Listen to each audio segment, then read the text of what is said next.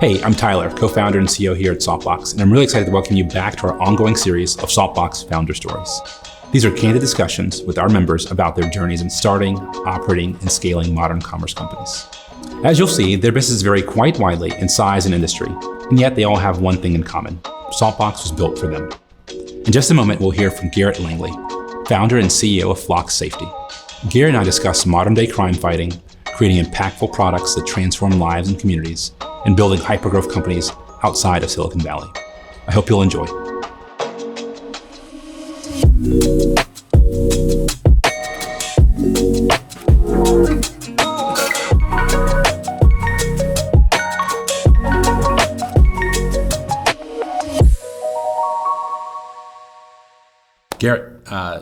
Garrett Langley, I should say, excuse me. Thanks for being here. Thanks for having me. Founder and CEO of Flock Safety. So I want to start by just asking you to tell us a bit about Flock Safety. What do you guys do? Yeah, so we are in the crime fighting business. Our mission as a company is to eliminate crime. And the way we kind of think about it is, why does crime exist? It's typically acts of opportunity, right? I break into your house because I think I can get away with it. So we kind of break that down and say, well, why does that happen? Happens because there's a lack of evidence. So if I break into your house and all you know is that your home security system went off, that's not much to act on. So what we do is build technology to capture evidence to eventually solve crime. Yeah. And our kind of first product is what's called a license plate reading camera. So we track cars, read license plates, so that if your home is broken into, we know who was in the neighborhood when that happened. So, my coincidentally, my house was actually my house, my car inside of kind of behind my house was robbed recently, and I was very frustrated because the police officer said, "Listen, good luck. We can't help you much." And so it does seem that if they had this additional kind of contextual, awareness, maybe things would be a little bit different. Yeah, I mean, you unfortunately represent the 90% case. It's like only 1 out of 10 crimes actually gets solved. Yeah, and I mean, an officer showed up, right? An officer would have done something, but all you knew was like, it happened. Yeah. And he's like, great, here's your police report. Yeah, I'm very busy. Claim insurance, and I'm going to go work a case that does have evidence. And we always joke, like, police departments are no different than a sales organization. If you have a lot of information, they will follow that hot lead. Yeah. But if you just have no information, it's just like, hey, there's a company that exists. Go sell them. Yeah. What are they going to do? They're going to say, okay, I'll get to that eventually. Absolutely. So we've got a lot of questions for you, but I want to start with a really simple one, and that is just, why do you do what you do? Yeah, so I love solving problems, and I love working with people to solve problems. Yeah. And so for me, I've only ever started companies. I've never had a quote-unquote real job. And about 3 years ago, as I was winding out of a previous venture, I called a few friends who I'd worked with and said, hey, do you want to start another one? And they said, yeah, let's do it. And 6 months later of long nights and toiling with different concepts, the idea of Flock came together, and kind of that old adage of like, do we want to commit the next 7 to 10 years of our life on this? And we said, like, yeah, this would be pretty impactful. Like if we were to be ultimately successful and achieve our mission, it's something we'd be pretty proud of. So that for me is like what keeps me going. Is I got a text message from a customer last night, and it's like, hey, we just made an arrest and apprehended 5 occupants in a stolen car, and it was full of unregistered guns. And it's like, okay, that's the type of energy, right? That it's like, okay, long days, long nights, but when you get those messages, you're like, we're making a difference. We're doing something. I can relate to that, and I think I think back to my days at Palantir, and obviously very hard work for all of us. But we had this incredibly ambitious mission, and it was so impactful. And when you had a chance to actually see that impact, it really made the work worth it in a way that I've never experienced in any other sort of work. And I can see a similar sentiment that's present in your business. Yeah, I'd be curious. At Flock, I'd say my favorite Slack channel is #solved. And it's just our customer team feeding in, hey, we just talked to this customer, here's the success they had, here's the success. And like, I know, to give you a local example, there was an attempted kidnapping that we solved or helped clear. We do the easy work, right? We just build the technology. Yeah. It's actual law enforcement that does the hard work.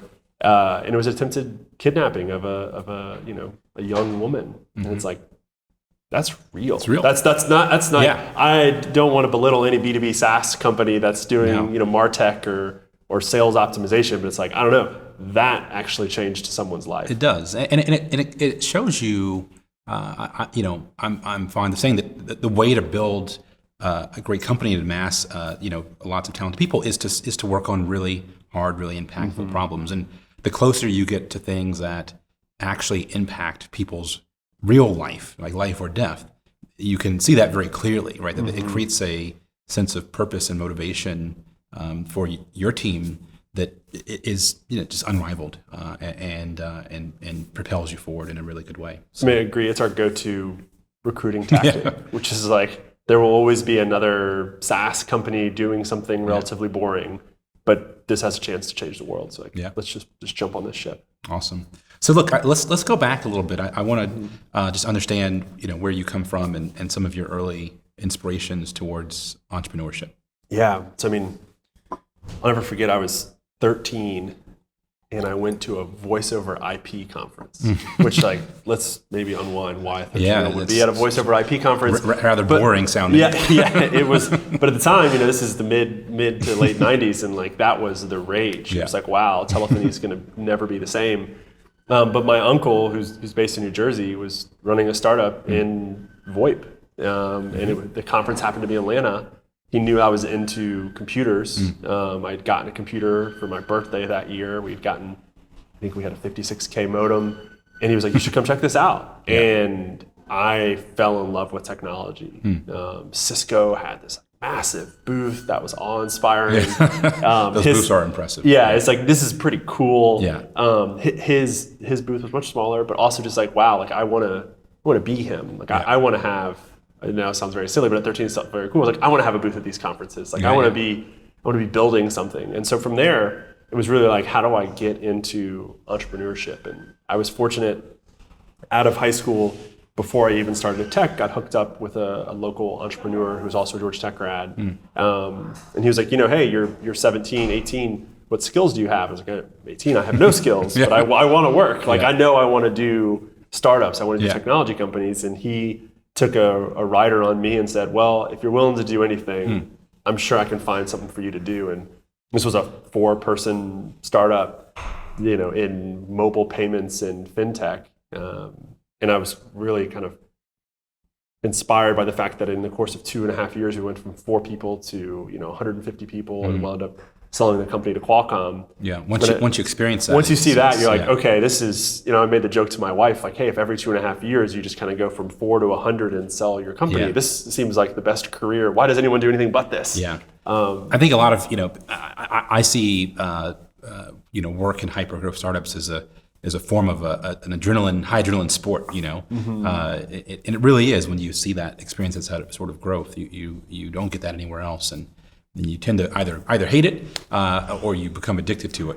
One of the two. Yeah, I'll never forget. It was the launch of the iPhone, and since we were mobile, this was a really big deal. Mobile apps were unclear if the iPhone was going to have an app store, and burned an entire weekend, by 72 hours straight, building this native iPhone application for our company. And I can remember at the time my college friends being like, what are you doing? Like, why are you working? One, why are you working? Like, we're all at a party. And then 2, like, why are you spending your entire weekend on this? And I think there's just a difference in some people, at least like myself, like I'm just really passionate about creating things. That's what I love to do. And so for me, it's like, wasn't even a trade-off. It was like, what an incredible opportunity. The iPhone is going to be huge. Like, I want to be on the ground level of it. Yeah, I get it. I should point out we're sitting here in Saltbox. We're in a warehouse, and so we may hear some warehouse sounds here and there. So I'm definitely used to it. Forgive me. So let's talk about flock safety. When you started it, why, and what was the vision that you set out in the early days? The problem you saw, is that the same problem that you guys are now solving? Yeah, it's interesting. Out of all the companies that I've either been a part of or started, we've always had a big idea. Like what does the next 7 years look like if we're successful? And it's always been very windy, like most companies, where you're pivoting in and out of like, how do we go to market and what's that initial kind of phase? And typically it's 6 to 12 months of customer discovery until you get your first paying customer. And at Flock, one of the reasons why we jumped so quickly out of the dozen ideas we're looking at, that this is the one to go pursue, is in the first week of like just customer discovery, just cold calling neighborhoods, we had 2 paying customers. Oh, wow. And I Pre-product. we didn't have a website, we didn't have a company name, we didn't have a product name. We had a point of view that, hey, we're going to solve crime in your neighborhood. Hey, we have this belief that if we can remove infrastructure, if we can make this really easy, if this can be more of a service instead of a product, right? We want to do everything for you. You just live in a happy, safe neighborhood. We'll make sure you're safe. That resonated. Yeah. And so we had people like just wiring money over ACH to my personal bank account, Wow. which was funny. That plays well on a venture deck. Yeah, exactly. But it was like so fascinating because I remember we were like, wow, this is really wild. Like, I can't believe this is going so well. These are strangers that were just cold calling and they're giving us money without any information. And we had this big idea of like, what if every single street had this evidence capturing device that had some notion of privacy, some notion of ethics behind it as well. And it was about 2 months into kind of our first 2 customers being up and running that we made our first arrest. And it was in DeKalb County. It was Detective Yimmer. I'll never forget him because he actually called me on my personal cell phone. He was like, hey, I think I've figured out your system. And I think we got the guy. And it was a stolen bicycle. And so if you ride bikes, these actually aren't that cheap. They're pretty expensive. And stole out of a garage. Detective Yimmer cleared the case, made an arrest.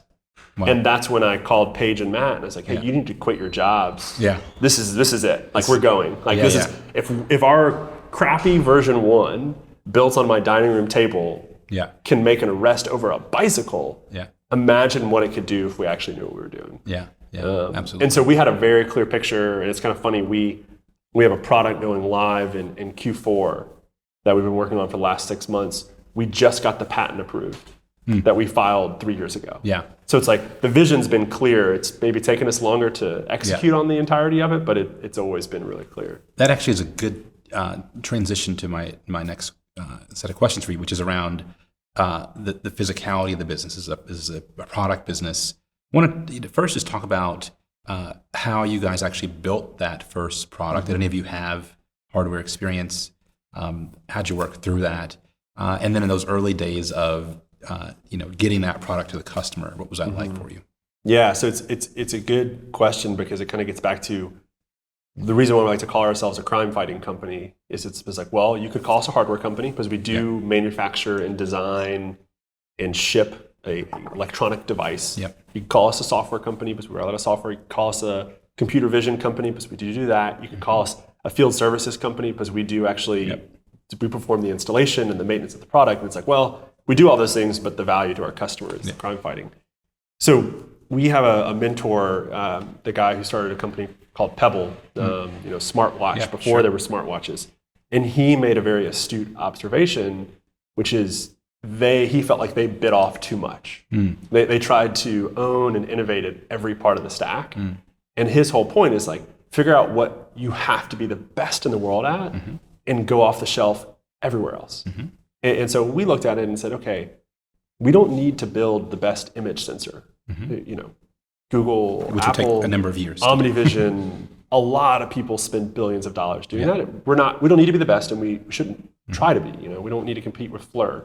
So we said, okay, let's get an off the shelf there. Do we need to build the best in class system on module, LTE module? It's like, no, actually, like our value is in the aggregation and the packaging of all of these things, right? It's the notion that there isn't one product you can go buy off the shelf, so let's just put all those things together in a nice waterproof, consumer-friendly device. And so from that vantage point, really what we said our strategic value to our customer is, can we deliver this as a service, and can we do it at a low enough BOM or bill of materials that makes the business viable? And so we literally went to Alibaba and said, okay, what's the closest thing that represents what we're trying to do? And it's a smartphone.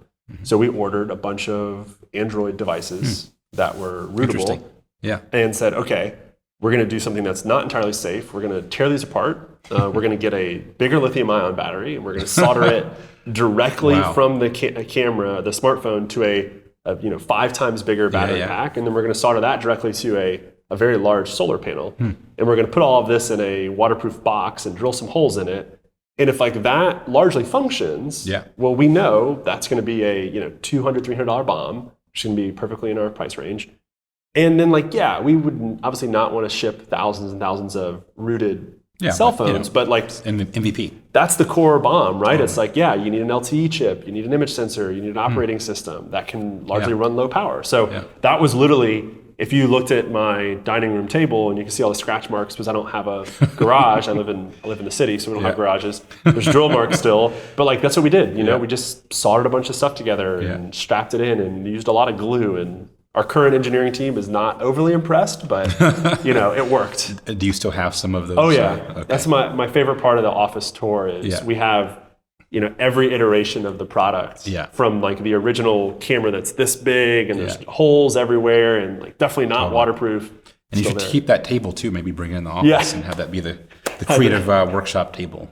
I like that idea. And then what about on the logistics side? I mean, this is always a challenge. We're building notionally a software company, a crime fighting company, an e-commerce company, but there is this physicality to it that if it's not well managed can become a real drag. I mean, I'm curious how you guys over the years have dealt with that aspect of your business.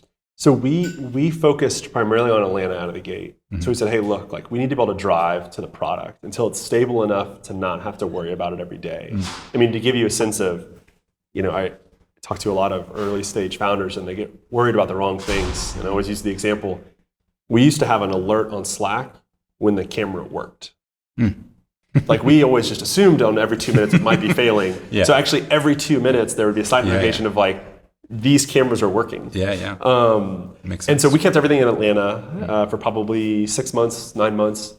And then we made an interesting decision. Instead of trying to go market to market, we said, look, like this needs to be a national product. So we're going to go from, does it work in Atlanta? Yes. Solve the country. Since we don't have market dynamics like an Instacart or an Uber where you need to match supply and demand, we're like, it has to just work.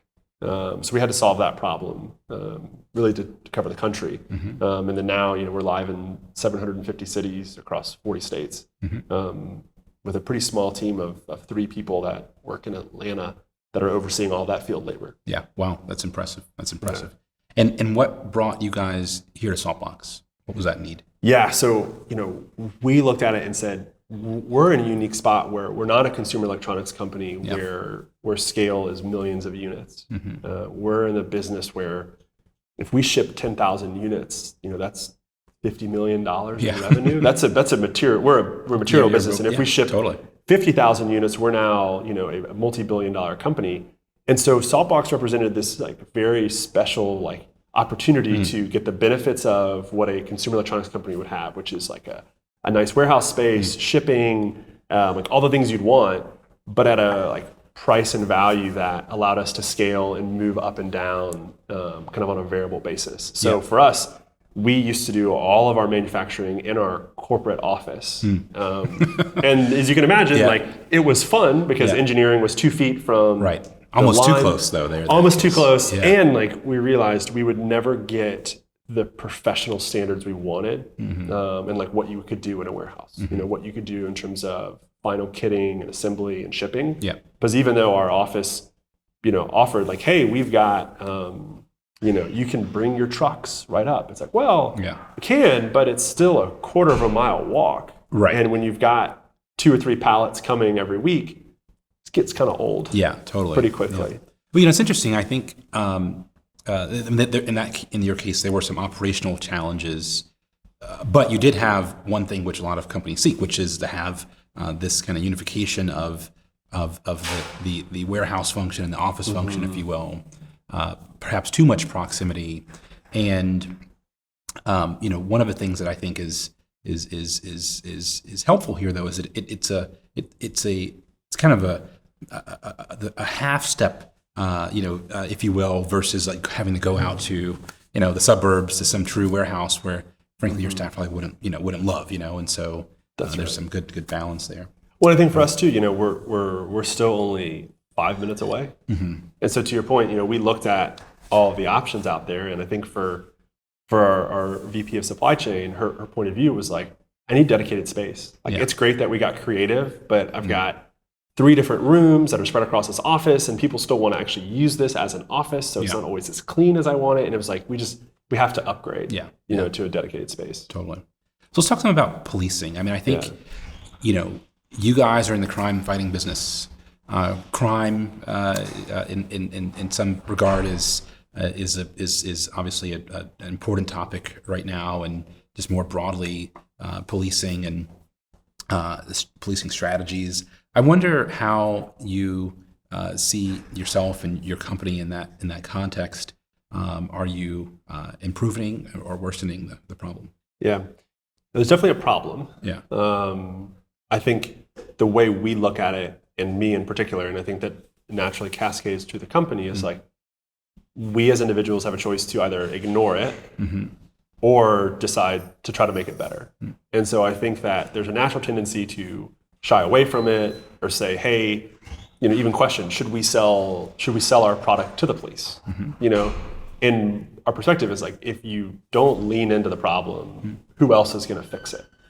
Right? And like, we're not saying we're going to carry this problem entirely on our shoulders, but we think as technologists, as creative individuals, as press, as marketing, as ops, like no matter your role at the company, like we have a chance to actually fix it. Technology in and of itself is neither good or evil. It is neutral, and it is much more how is it implemented and how is it used and how is it built. And I think one of our closest partners is a company called Axon. They invented the taser, and their whole mission is to eliminate the gun. And I'm like, I agree. Like, that doesn't. Good idea. You do need you need it. Let's all agree. You need a means to sustain an individual. Does it need to be violent? No. That was the best available. 30 years ago, 40 years ago was a gun, but a taser is actually a much better product for that. And they're trying to make it better and better. And I think when I look at one of our kind of points of view is evidence is necessary to solve a crime. There are bad ways to obtain evidence and there are good ways. There are subjective ways and there are objective ways. And what we try to really focus on is how do we provide objective evidence that doesn't look at sex, skin tone, where you live, any of those things that are clearly subjective measures. So let's eliminate those and just say, like, was this car stolen? It was. Yeah. Go pull it over then. We don't know who's inside, but let's go find out. And so for us, we do try to have the conversation. We try to acknowledge, like, we can inadvertently build bad technologies, so let's not. Let's engage people like the EFF and the ACLU and hear their feedback. We might disagree, but let's at least have the conversation. Yeah. Makes sense. You took Flock Safety through Y Combinator a few years ago. Y Combinator, of course, is a very popular startup accelerator in Silicon Valley. But ultimately made the decision to return back to Atlanta. And as I understand from our previous conversations, there was some consideration as to whether or not that was or was not the right decision for the company. I'd love to hear your thoughts on why you made the decision to come back and what it's been like for you running a full-fledged, venture-backed company outside of Silicon Valley. Yeah, it's it definitely was a consideration. So when Matt and I decided to do Y Combinator, and this was pre-COVID, so you actually had to go in person. Was this this Demo class Day was just this weekend. Yeah, I was gonna say it was Demo Day was this weekend, and there was friends of ours who were through the batch and never left Atlanta. Yeah, the whole thing was remote, which was like, oh, it sounds kind of nice.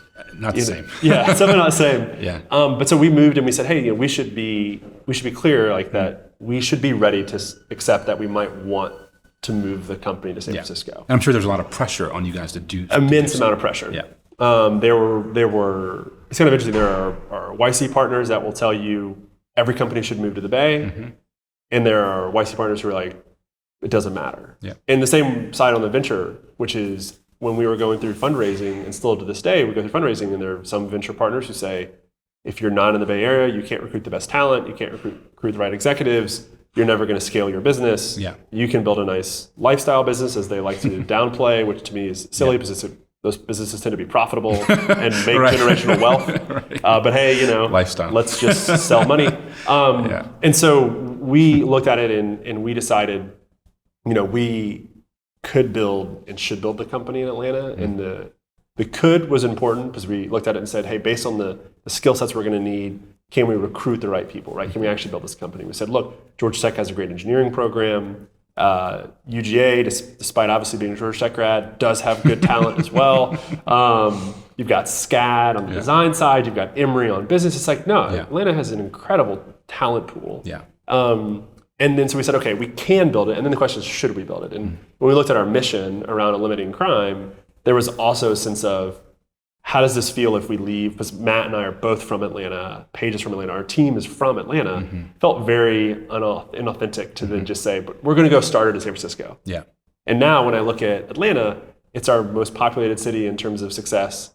And that feels good. Yeah. Yeah. No, I hear you. And, I made the decision to move here from Silicon Valley in 2015. And, in my own way came when there were a lot of scrutiny, or I wouldn't say scrutiny, but certainly skepticism, for that decision. But I think you and I have both proven them wrong at this point, and I think really good about where we are. And I think, I was catching up with a fellow entrepreneur yesterday, and they are post-seed thinking about a Series A. And I did remind them, though, like, you're not in San Francisco, so you should assume you have a strike already when you go to the fundraising process. Like, assume every one of your metrics has to be better than your peer because you're not in San Francisco. Yeah. And like, as long as you know that, that's fine, because you know what? Also, your cost of living is cheaper. Your ability to retain talent.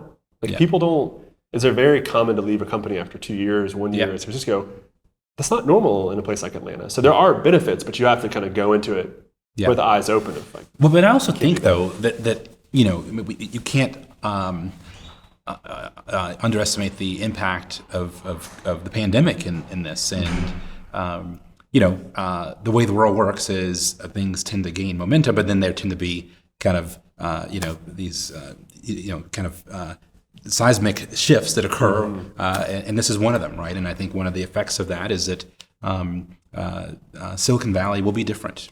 The notion of remote work, I think, will persist in significant ways. And even as we start now to hire, we're hiring folks remotely from San Francisco. And it's like, well, if you want to stay there and waste your money, that's up to you. But life is pretty good here in Atlanta. So, But I think at the same time, too, what I'm seeing is, whether it's companies like Qualtrics, or MailChimp, you've got these just like massive companies being built outside of the Bay Area that are wildly profitable, that are like multi-billion-dollar companies. And so I think every single one of those just increases that of like, could this be the next MailChimp? And I got the question this week of like, what are your thoughts on MailChimp? I'm like, exactly what I want to do. Like, that company went from, it's gone quite well. No one knew it, to, oh my gosh, this is this massive company. Yeah.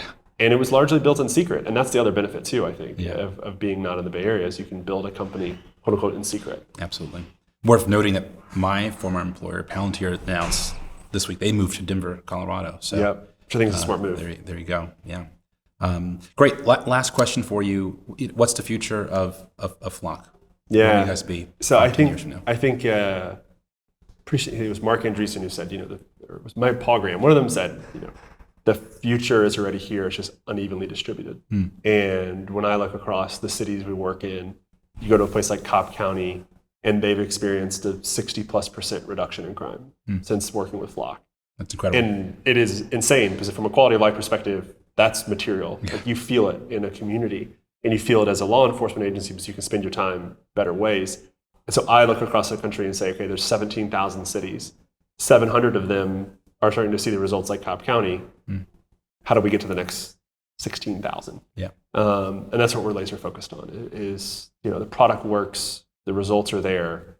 We just got to keep scaling. We got to keep getting to more and more cities, and word of mouth helps a lot, and results help. But that's really what we're focused on as a company, is just covering the whole country. That's awesome. Well, congratulations to you, and glad to be a small part of it. We'll keep those packages going out here, and great to have you. Thank you. Thanks for the time. All right. Awesome.